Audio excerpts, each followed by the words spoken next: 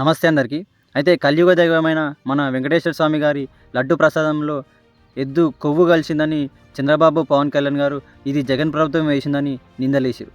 అయితే ఇట్లాంటి డెలికేట్ విషయంలో మేము మాట్లాడదనుకున్నాం కానీ ఇప్పుడు కోర్టు ఈ విషయంలో ఎలాంటి ఆధారాలు లేవని కొట్టిపడేసింది. అయితే నేను చంద్రబాబు, పవన్ కళ్యాణ్ గారికి ఒకటే విషయం చెప్పాలనుకుంటున్నా. ఎందుకంటే తిరుపతి లడ్డు అనేది ఈ 3 రాష్ట్రాలకి ఒక మెడిసిన్ లాంటిది. అక్కడికి వెళ్ళిన కోట్లాది మంది విశ్వసించే భక్తులు ఆ ప్రసాదం తిన్నాక మాకు ఎలాంటి రోగాలు ఆపదలు కలగద్దని ఆ దేవుని మీద నమ్మకంతో ఆ ప్రసాదం తిని బాడీ అంతా పాజిటివిటీ నింపుకుంటాం.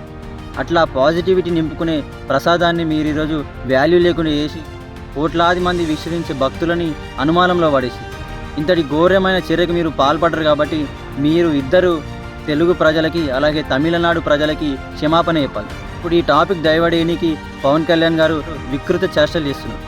అసలు పవన్ కళ్యాణ్ ప్రభుత్వంలో ఉన్నారో ప్రతిపక్షంలోనో అర్థమవుతుంది. ప్రతిపక్షంలో ఉంటే ఏ చర్య తీసుకోలేడు కాబట్టి వ్రతాలు చేస్తే నడిచిపోతుంది.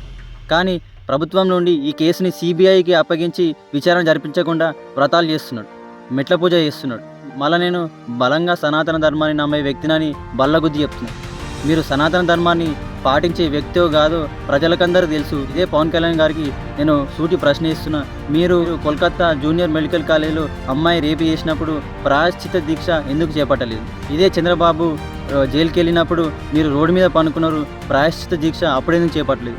మొన్న ఆంధ్రాలో తెలంగాణలో వరదలు వచ్చి ఎంతోమంది ఇండ్లు ప్రాణాలు పోయినాయి, అప్పుడు ప్రాయశ్చిత దీక్ష ఎందుకు చేపట్టలేదు? అంటే ఇప్పుడు టాపిక్ డైవర్ట్ చేయడానికి మీరు చేసిన తప్పుని కప్పిపించుకోవడానికి మతాల మధ్య చిచ్చు పెట్టే మాటలు వచ్చింది. మీ చేతి ఇక్కడ జేజలు కొట్టించుకోవడానికి రాల, గొడవ పెట్టుకోవడానికి వచ్చాను. ఎవరైతే సనాతన ధర్మ విరోధులో వాళ్ళతో గొడవ పెట్టుకోవడానికి వచ్చాను ఈ రోజున. సిగ్గుచరణ ఉండాలి.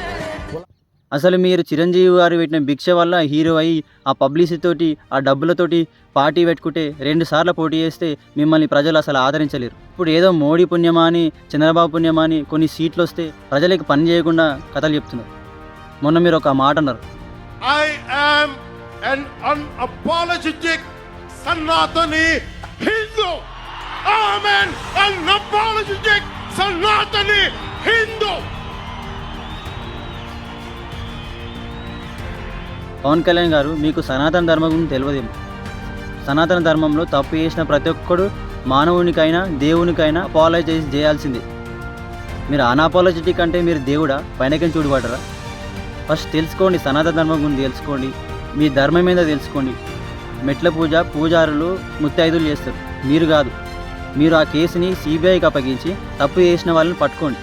మీకు చేత కాకపోతే మీరు చేసిన చర్య తప్పు అయితే జనాల ముందుకు వచ్చి క్షమాపణ చెప్పండి. అంతేగాని వ్రతాలు, స్పీచ్లు, మళ్ళీ వారాహి డిక్లరేషను, మళ్ళీ ఎలక్షన్లు అవుతున్నాయా నాకు అర్థమవుతలేదు.